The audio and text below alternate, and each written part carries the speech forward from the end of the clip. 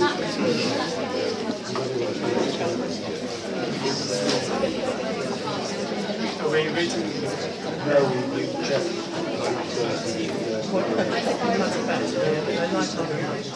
going to get possibly the same answer. Or leave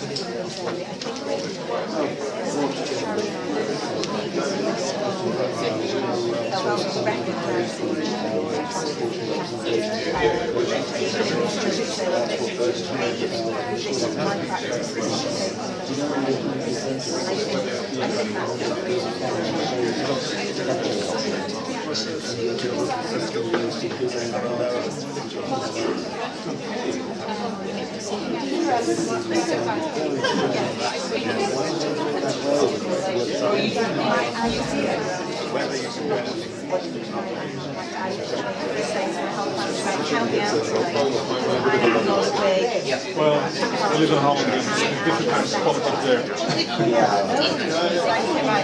I'm going to left hand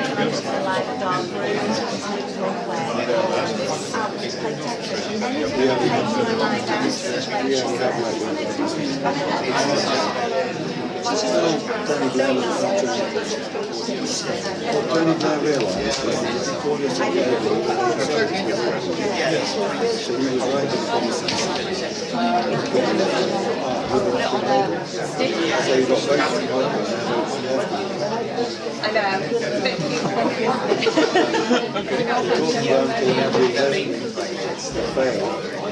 So the new Labour people who replaced him around said we have to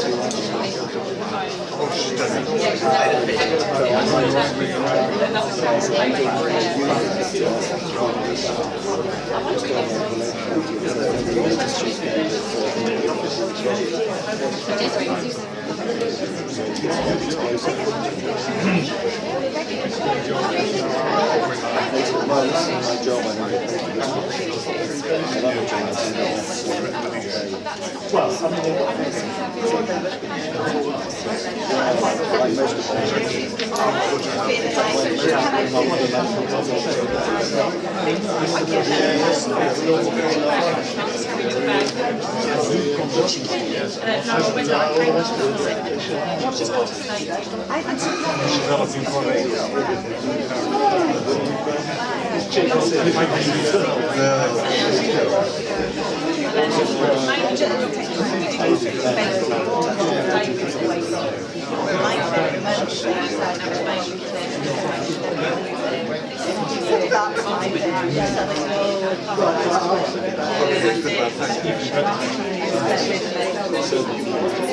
Yes, So how do you measure it? we measure it in advance the B12 levels.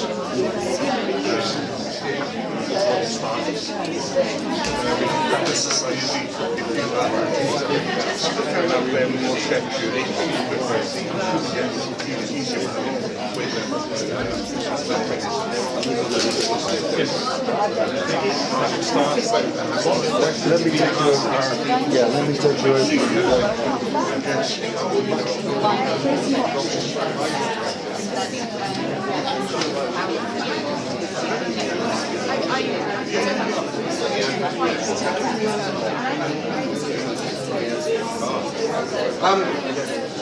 Excuse me for interrupting. Could Tracy Austin make herself known to Teresa here? Okay, thank you.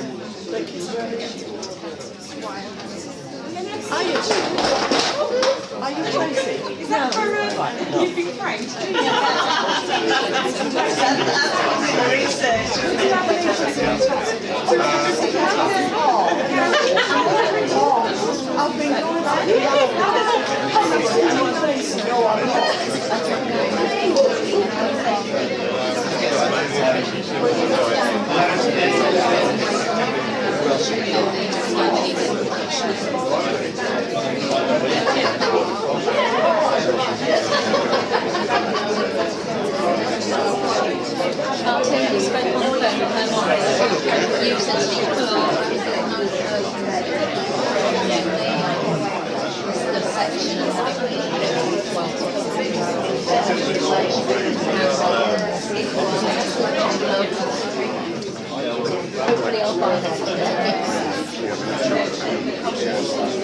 Okay, I'll just do it in a few seconds. Yeah, okay, yeah.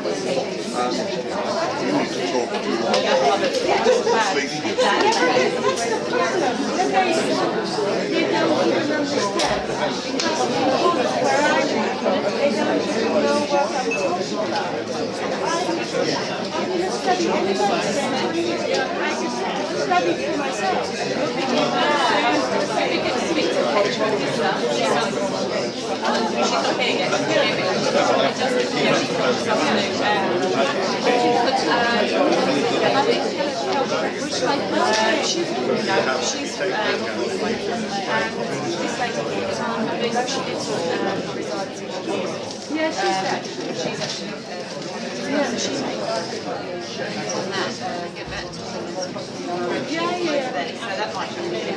That's funny. I'll just go grab some change. Hello, Warren. Nice to meet you.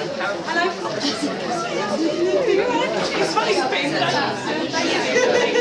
are you? You're all right? Is it your anniversary?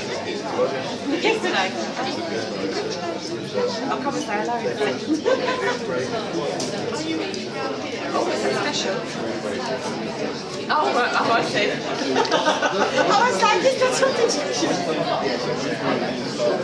Oh, was that it? Not on a champagne. Hello, morning. Yeah, okay, Frank, I'll send you a second. This is Petra, actually. This lady, sorry, I don't think you know me. Rebecca. She's about strengthening comments. I think I'll say hello now. Thank Good to see you. Yeah, we got there. We got there, yeah. Very good. There. They're genuine people. Yeah. Yeah, I just thought that was just, yeah. Let me know when you want to do it. We're getting a few more. I'm just having a look. Sorry to interrupt you.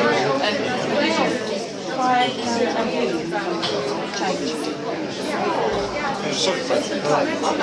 I'll catch you later. Sorry, Fred.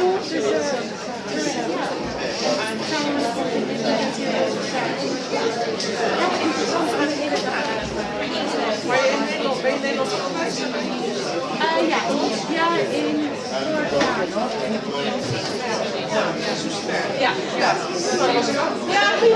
Dus wij zijn de zuster en ik ben onder behandeling geweest. Ik vind het zelf wel het is tof dit te hebben in ons kleine kamp. Dat is wel heel leuk. Ja, dankjewel.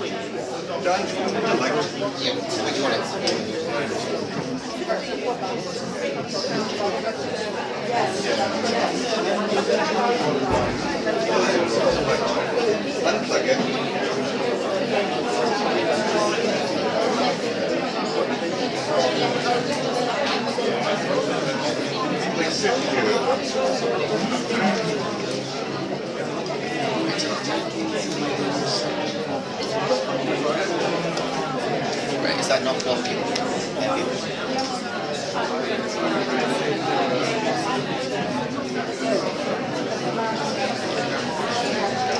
Oh, camera. Do you want me to gaffer tape this Yes, down? yes. Yeah, I'll do that. Yes, please. Yeah, that'll do.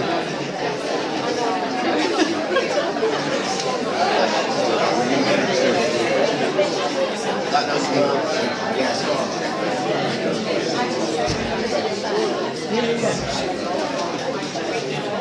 Yeah, sorry, I didn't. I saw it was in my bag. I picked it up and put it in. Put it on your chair deliberately because you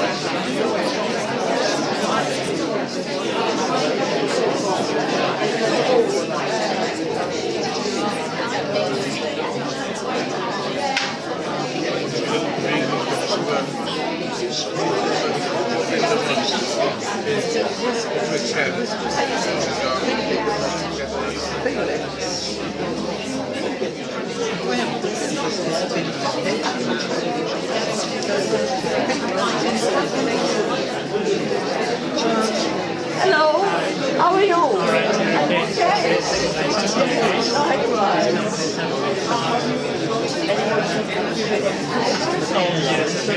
Oh, that's good. It's a long test. Yes, yes. I came in today that I'm here sitting by office. For a little while, she's been diagnosed. Not very good. And the education piece, I don't think it will be nice to his education.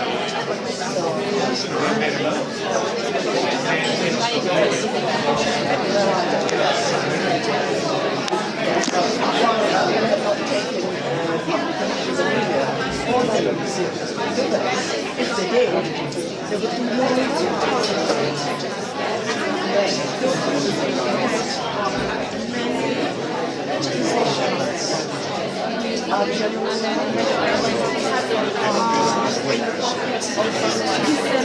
She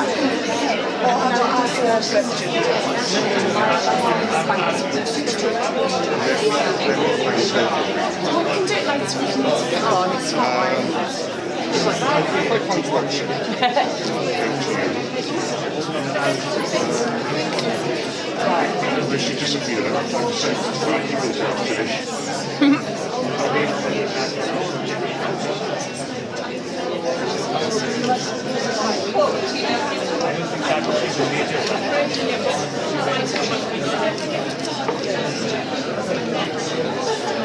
Ask her to stand up.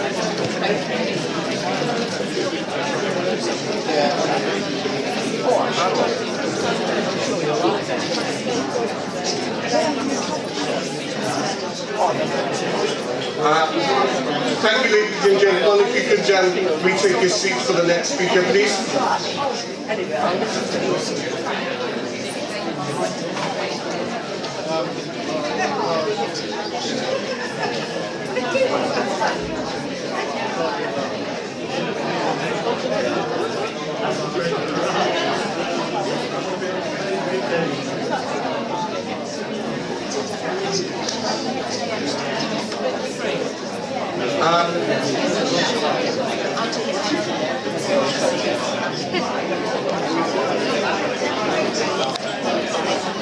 Okay, our next speaker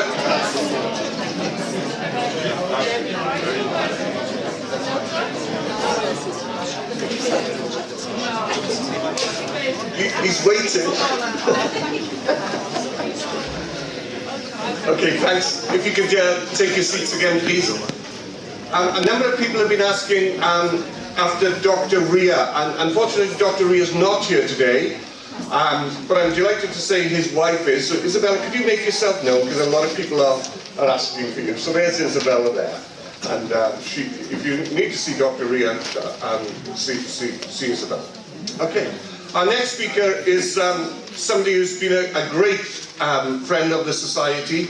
It's been reciprocal. We did provide him with a number of our members who provided him with blood and saliva samples for his expedition into the world of pernicious anemia and the genetics of pernicious anemia.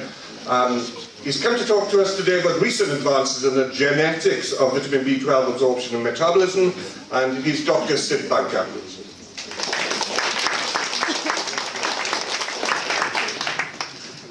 First of all, I'd like to thank Martin and Pernicious Anemia Society for giving me a chance to come here once more. So I've been here 3 or 4 times, and I always have enjoyed coming here and talking to members of the society and actually trying to find out what real problems are in the real world.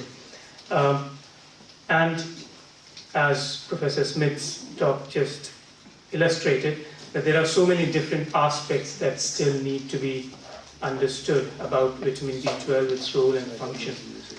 So I think fundamental research into vitamin B12 metabolism and absorption is absolutely essential if we want to make any progress in terms of making things better for the patients. So I've been looking at genetics of vitamin B12 or pernicious anemia for some time, and hopefully we're now making some good progress. But still, unlike Professor Smith's study, it's not published yet, so I'm a bit nervous about presenting stuff that's not out there, that's not been absolutely proven. So I was, when Martin said, would you want to come and talk about your research again? I thought, well, I'm not sure. So he said, you can be as vague as possible. And I said, yeah, that's not very difficult for me. I'm rather vague most of the time. But being vague for half an hour is really, really difficult. And especially if it's before lunch and before Dr. Chandy's talk. So I know my priorities, so I'll keep to time. What I decided to talk about is basically work of other people. I know many of you keep up to date with what recent advances are in the field. Probably I thought, I'm not going to talk about all vitamin B12 deficiency advances, but stick to what I know best, which is genetics of it. So, I thought it would be nice to start with a slide just to explain genes, chromosomes, cells, etc., just to set the background first. I'm sure you all know, and especially those who are applying for medical school, know about this. But our bodies are made up of cells, yeah, and within cells there's a nucleus. Within nucleus there are chromosomes, and they look nothing like this, but that's how they're drawn traditionally. And chromosomes are nothing but packaged DNA. So this is a string of DNA, and genes are located on chromosomes linearly. So you've got one gene here, so every chromosome has about hundreds of genes located on that. And what genes do, most of the genes they form in specific proteins. And proteins are absolutely essential for bodies, how the cell works. All the enzymes are basically proteins. So genes code for proteins. And how do variations in genes occur? So I've got another slide about that. But basically genes are strings of letters. So you can imagine A, T, G, C, and a particular string would code for a particular protein, and it means that that's the identity of the gene. And if you've got a spelling mistake in the gene, whereas, for example, this C was changed to a T, it would have a completely different meaning, and therefore it would code for a slightly different protein, or it might not code for the protein that the cell originally intended to. So does that make sense? Yeah. Okay. Because if it doesn't, then yeah, it won't. Anyway, so, I often get asked in clinics about how genetic variations happen. So every time the cell is dividing, it is copying all the DNA and making an identical copy. So it's like copying a CD-ROM, for example. That process is usually very good, but as in biology, in nature, things don't always go to plan. So spelling mistakes do creep in with every cell division. If that might be with a blood cell, it might be the skin cell, there are mistakes creeping in all the time. But if the mistake creeps in, the cells that are forming eggs or sperms or the gametes, then obviously the child, the person who's formed from that egg or the sperm, will have that spelling mistake in all the cells of their body. And there can be various, it can cause various different things. So for example, if it's a very serious mistake in a very important gene, it might be so severe that the child might not develop, and it might result in a miscarriage, for example. So that particular gene change won't be passed on to subsequent generations. Whereas there might be other genetic changes where actually it doesn't do anything. So they're all different because we've got slight differences in our genes, and not all genetic differences necessarily cause a disease or a problem. So those kind of changes may actually spread in the population because people have children and they have those genetic variations. Whereas there might be some genetic changes where they might cause a disease, but not severe enough for it to influence the reproductive potential of the individual. So there are various categories. So there might be some genetic changes that are rare, but have a high effect. So they cause developmental problems, for example, or other disorders. There might be some genetic variants that have a low effect. They don't really cause a great deal of problem. They might cause some problem later in life, for example, not from childhood, but they're relatively common in the population.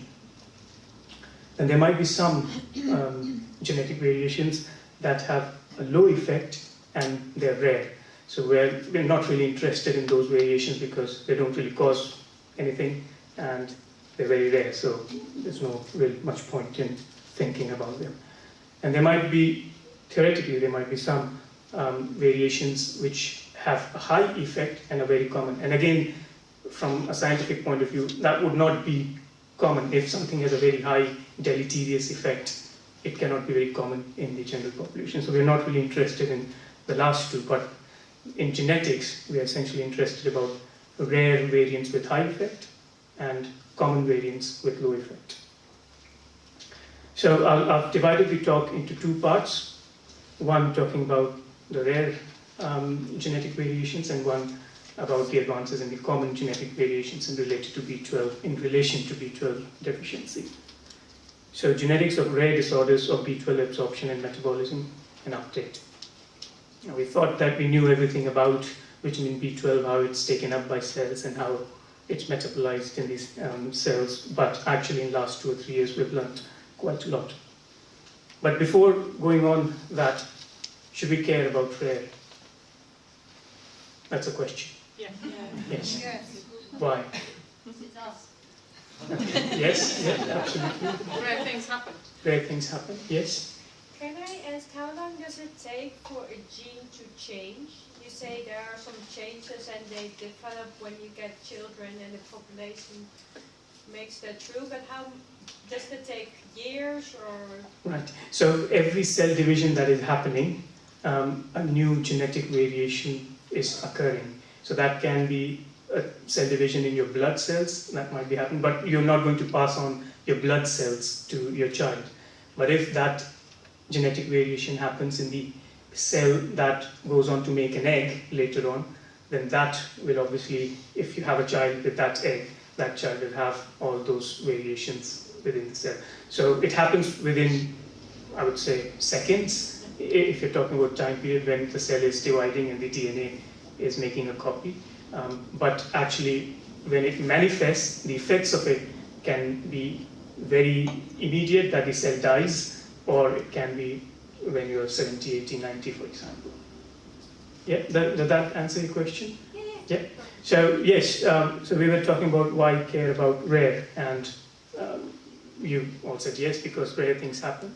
And someone has to care about rare. We cannot just all be caring about things which are very common. So another important aspect is, if you understand the rare, you understand the biological processes. So we're all, in a way, experiments of nature. We're all in one way or the other. And rather than using animal models in the lab, etc., we're all resource for understanding ourselves. So to understand biological processes, rare disorders are really, really valuable. And if you understand the processes better, you're able to develop novel diagnostic tools and therapeutic targets, for example. So until no one knew about pernicious anemia, no one could treat it. And now, although we can treat it, there's still so many problems. So actually understanding the disease process and how it differs in various people is really what underpins where our management for this condition would go in the future. So that improved diagnosis and management. And it's also about personalized medicine. We've all got different problems with the same disorder. So there must be something that we can do better and different for different people. Is that slide wrong? No. Yeah. So what does it mean? Why? What does it mean rare is common? There's lots of rare illnesses. Spot on. Yeah, full points. So there was a Department of Health report in 2009, which, so this is not my statement, it's taken from their report. So that's the title of the chapter, Rare is Common. And I'll just highlight this point. A disease is rare when it affects fewer than 5 in every